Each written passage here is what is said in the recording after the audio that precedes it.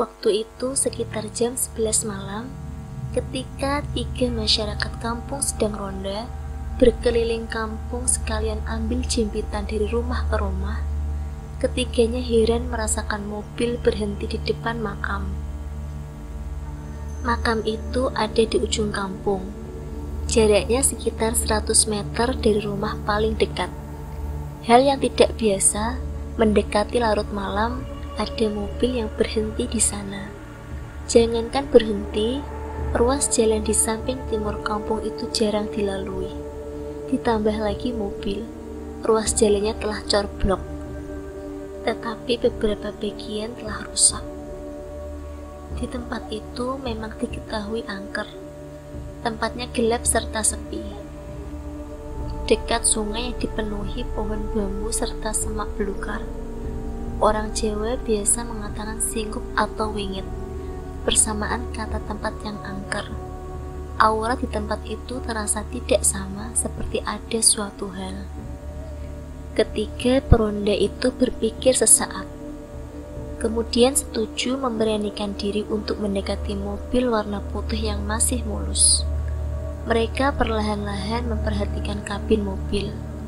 Salah satunya mengetuk kaca mobil. Mereka ingin pastikan kenapa berhenti dalam tempat yang wingit itu. Burhan, 45 tahun, nama si driver itu, buka pintu mobil sekalian menjawab, "Saya menanti konsumen, Pak. Barusan si mbaknya belum bayar biaya. Ia masuk rumah mengambil uang," kata Burhan. Jawaban itu membuat masyarakat kampung bingung. Ketiganya sama-sama melihat, dalam pikiran mereka tidak mungkin ada rumah di sini. Dalam waktu cepat, Burhan baru melihat sekelilingnya, mengerti jika mobilnya berhenti di muka pintu makam, bukan berhenti di muka rumah seperti yang dirasakan di awal tadi. Burhan masih ingat di mana menjemput konsumen wanita itu, lantas mengantarnya sampai di muka pintu makam yang berada di Kecamatan Banguntapan, Bantul. Driver GrabCar menceritakan, terima order konsumen wanita ini dari alun-alun kidul Yogyakarta. Awalnya sempat ragu-ragu mengantarnya, tetapi daripada terserang suspend dari operator, pada akhirnya Burhan terima order itu. Di mobil sepanjang perjalanan, keduanya layaknya seperti driver dengan konsumen. Keduanya sama-sama bercakap basa-basi, serta diselingi gurauan. Sempat berteman, walau selanjutnya Burhan lupa dengan nama wanita yang menurut dia berumur paruh baya. Sampai di depan kuburan juga, Burhan pun tidak merasakan hal yang aneh. Biaya dari alun-alun itu sampai titik arah 52.000. Tiba di tujuan, konsumen itu ambil dompet yang berada di tas. Lantas buka dompet serta nyatanya tidak ada uang di dalamnya. Wanita itu meminta izin untuk masuk rumah dulu untuk mengambil uang, dan meminta Burhan untuk menunggu sebentar di depan. Burhan menanti di mobil. Sekitar 5 menit, beberapa peronda hadir mendatanginya. Mujur mobilnya cuma berhenti di muka makam, tidaklah sampai masuk ke makam yang penuh batu nisan. Dalam tempat itu, Burhan bukan orang pertama yang terganggu lelembut. Dari narasi masyarakat di tempat, ada seorang tukang mie ayam keliling yang dikerjai di Demit. Sama dengan yang dirasakan Burhan, penampakan lelembut itu wanita. Konon, malam itu penjual mie ayam keliling sempat sampai masuk makam. Dalam pikiran si penjual mie ayam itu, dianya dipersilakan masuk rumah, disilakan duduk oleh tuan rumah.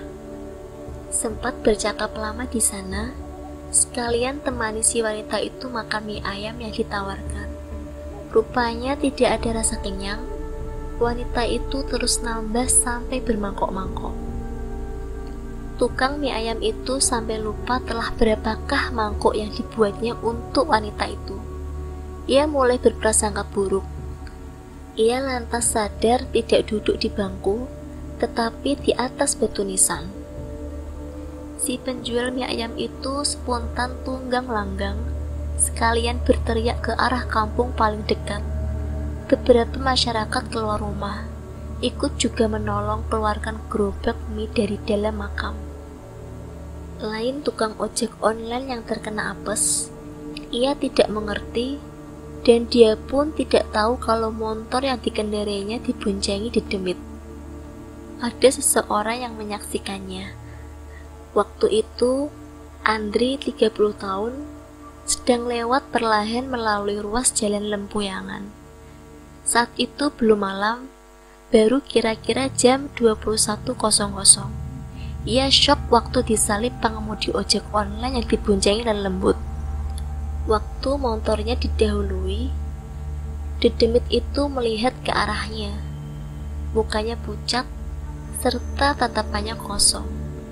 Tetapi sempat mengangkat tangan padanya. Astagfirullahaladzim, kata Andri. Andri menghentikan laju motornya dekat pasar Lempuyangan, seolah tidak yakin apa yang barusan dilihatnya dengan mata kepala sendiri. Ia yakin pengemudi ojek berbasiskan aplikasi itu tidak tahu jika ada hantu semacam kuntilanak membonceng motornya. Helm bertuliskan Gojek masih tergantung di samping kanan motornya. Umumnya jika bawa penumpang, helm digunakan si pembonceng. Andri berpikir, malam itu siapa yang apes? Dia yang menyaksikannya atau masnya pengemudi ojek online yang tidak mengerti diboncengi di demit. Serta buat mereka di Yogyakarta, ada satu konsumen yang terkenal, namanya Aisyah. Banyak driver yang telah dikerjai oleh Aisyah ini, juga 40 tahun diantaranya. Ia mendapat konsumen namanya Aisyah.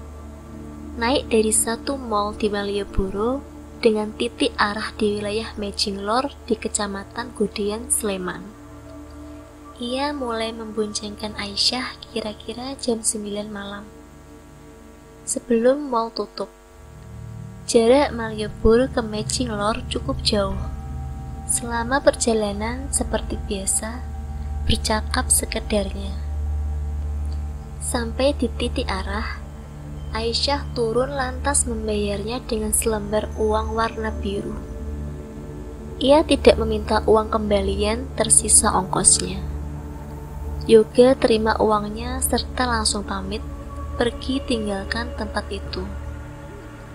Ia merasakan telah pergi jauh dari titik arah, tetapi kembali pada tempat itu, tempat di mana Aisyah turun.